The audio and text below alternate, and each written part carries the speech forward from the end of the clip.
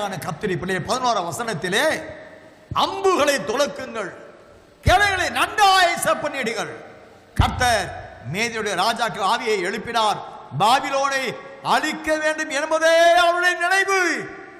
இது கர்த்தர் வாங்கும் பழி, இது தமது ஆலயத்துக்காக அவர் வாங்கும் பழி என்று சொல்கிறார். Make the arrows bright, gather the shields. The Lord has raised up the spirit of the kings of Medes, for his plan is against Babylon to destroy it, because it is the vengeance of the Lord, the vengeance for his temple. நாம் இன்று காலையில் தியானம் செய்தோம் அல்லவா, முடிவான ரட்சிப்புக்குரிய மனவாட்டி சபை மகிமையின் மேல் மகிமடைந்து நித்திய வாசிகளாய் சுதந்திரிக்க தகுதி அடைய வேண்டும் என்று நாம் தியானம் செய்தோம் அல்லவா. We have been meditating in the morning session. The glorious church of the Lord has to become a beautiful bride, a holy bride, to be prepared to meet God's coming. ஏன் பூமியிலே வாழ்கிற மனவாட்டி சபையை அப்படி எடுத்துக்கொள்ளலாம் தான், பூமியிலிருந்து எடுத்துக்கொள்ளலாம் தானே? Why don't the Lord gather this bride church directly up to heaven? அவர்களை ஏன் தேவனுடைய சாயல், தேவனுடைய மகிமை, தேவனுடைய மறுரூபம் ஏன் அடைய வேண்டும்? Why they need to wear and get the glory of the Lord, of becoming transformed into the glory of God? அந்த சாத்தான் பூமியிலே தள்ளப்பட்ட பொழுது எபேசியர் 6ஆம் அதிகாரம் 12-13 வசனங்களின்படியாய் வான மண்டல பொல்லாத ஆவியின் சேனைகளுடன் போராட்டம் உண்டு, தீங்கு நாட்களில் எதிர்த்து நிற்கத்தக்கதா தேவன் சர்வாயுத வர்க்கத்தை தரித்துக் கொண்டால் நில்லுங்கள் என்று சொல்லுகிறார். According to book of Ephesians chapter 6, we can find that you need not to wrestle against flesh and blood, but against principalities, powers, against the rulers of the darkness of this age, against spiritual hosts of wickedness in the heavenly places. ரோமர் 16ஆம் அதிகாரம் 20ஆம் வசனத்தின்படி சீக்கிரத்தில் சாத்தானை உங்கள் கால்களின் கீழே போட்டு நசுக்குவார் என்று வேதம் சொல்லுகிறது. According to Romans chapter 16 verse 20, and the God of peace will crush Satan under your feet shortly. யாக்கோபு 4ஆம் அதிகாரம் 7ஆம் வசனத்தின்படி உங்களை எதிராளியை பிசாசை எதிர்த்து நில்லுங்கள், அப்பொழுது அவன் உங்களை விட்டு ஓடி போவான் சொல்லப்படுகிறது. Book of James 4 verse 17 says, resist the devil and he will flee from you.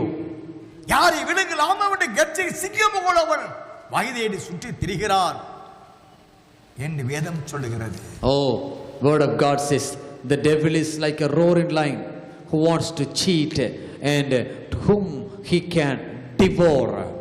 இந்த வசனங்கள் எல்லாம் சாத்தான் சபையை அழிக்கும்படியாக, சபை முடிவான ரட்சிப்பு என்ற ஆத்தும ரட்சிப்பை அடைந்து நித்தியத்தில் மனைவியாய் அமரவிடால் தடுக்க அவர்களுக்கு மரணத்தை உண்டாக்க வேண்டும் என்ற நோக்கத்தோடு போராடுகிறார் சபை. All these attacks of the devil is trying to make the church weaken and bring the death, the eternal death into the church and stop all the ways to receive the glory of the Lord upon this bride.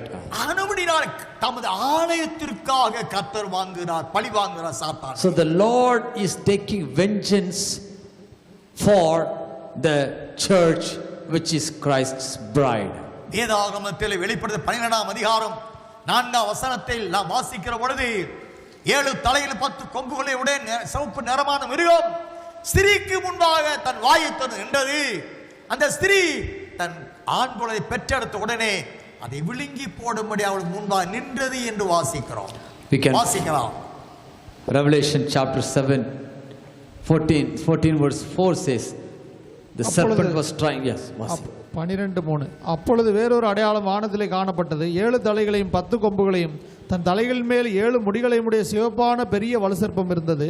அதன் வால் வானத்தின் நட்சத்திரங்களில் 1/3 இழுத்து அவைகளை பூமியில் விழத்தள்ளிட்டு பிரசவ வேதனைப்படுகிற அந்த ஸ்திரீ பிள்ளை பெற்றவுடனே அவளுடைய பிள்ளையை பட்சித்து போடும்படிக்கு அந்த வலுசர்ப்பம் அவளுக்கு முன்பாக நின்றது. ஏனென்றால் வெளிப்படுத்தின 12ஆம் Revelation 12 verse 3 and 4 says, and another sign appeared in heaven. Behold, a great fiery red dragon having 7 heads and 10 horns, and 7 diadems on his head. His tail grew a third of the stars of heaven and threw them to the earth. And the dragon stood before the woman who was ready to give birth to devour her child as soon as it was born. ஏனென்றால் வெளிப்படுத்தி விசேஷ 12ஆம் அதிகாரம் 2ஆம் வசனத்தின்படி அந்த ஸ்திரியானவள் ஆண் குழந்தையை பெற்றெடுப்பதை தடுக்க, ஆண் குழந்தை என்றால் ஜெயம் பெறுகிற நிலை, சாத்தான் மேல் வெற்றி கொள்ளும்படியாய் அவள் 1ஆம் வசனத்திலே அவள் தோற்றம் விதமாய் இருக்கிறது. வானத்தில் ஒரு பெரிய அடையாளம் காணப்பட்டது. ஒரு ஸ்திரீ சூரியனை அணிந்திருந்தால் அவள் பாதத்தின்களே சந்திரன் இருந்தது. அவள் 12 நட்சத்திரங்களுடைய கிரீடத்தை அணிந்திருந்தாள் என்ற தோற்றம் அங்கே காண்பிக்கப்படுகிறது. Revelation 12:1 and 2 says, now a great sign appeared in heaven, a woman clothed with the sun, with the moon under her feet, and on her head a garland of 12 stars. Then being with child, she cried in labor and in pain to give birth. The child, the male child, refers to the overcoming church. அந்த சபை நீதியின் சூரியனாய் இயேசு கிறிஸ்துவையே அணிந்து கொண்ட, நீதியின் சூரியனாய் இயேசுவை அணிந்து கொண்ட மணவாட்டி சபை. அவரிருந்து பிரகாசிக்கிற பூர்ண ஆவிக்குரிய அழகினால் தன்னை அலங்கரித்துக் கொண்ட சபை. இந்த சபை சாத்தானை ஜெயிப்பதை தடை செய்யும்படி சபையை, ஸ்திரியை வருத்தப்பட்டு அலறச் செய்கிறான் என்று வாசிக்கிறோம். The women refers to the church, and the male child refers to the overcoming victorious stage of a church. The sun clothed with the sun refers to the wearing of the righteousness of the Lord as their clothes, and being decorated and garlanding with the beautiness of the Lord.